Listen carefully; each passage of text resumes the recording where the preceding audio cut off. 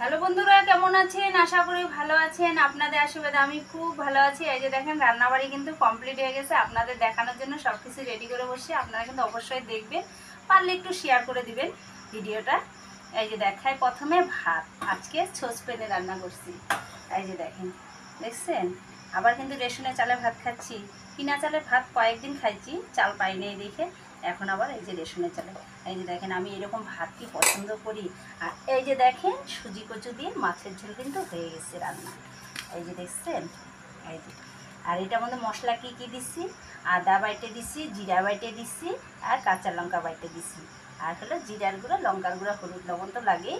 এই যে দেখছেন, সুজি কচুটা একটু বড় করে দিছি। সুজি কচুটা একটু গরম জলে সিদ্ধ করে দিছি, না হলে এখনকার বর্ষার সুজি কচু তো পিছলা পিছলা হয়, মাছের ঝোলে দিলে পিছলা হলে ভালো লাগে না, ওই জন্য। আর এই যে দেখেন মাছ, দেখছেন? বলছি না কী মাছ, কী মাছ যেন বলছিলাম বন্ধুরা, ভুলে গেছি, কিন্তু কিছু মনে করবেন না, এখন বলতে পারতেছি না। এই দেখেন কী দিয়ে করছি, তাহলে সুজি কচু আর আলু দিয়ে। এই যে দেখেন, থালাও রেডি করে বসছি। আমি বলছি না, রান্না হয়ে গেলে ভাতও আমাদের রেডি হয়ে যায় খাওয়ার জন্য। বুঝছেন কী সুন্দর ভাত হয়েছে। রেশনের চালে ভাতগুলো আমার খুব ভালো লাগে, কারণ হচ্ছে আমার গ্রামের, আমি তো গ্রামের মেয়ে, গ্রামেরই বউ। কারণ আমার শ্বশুরবাড়িও গ্রামেই, আমার বাপের বাড়িও গ্রামে।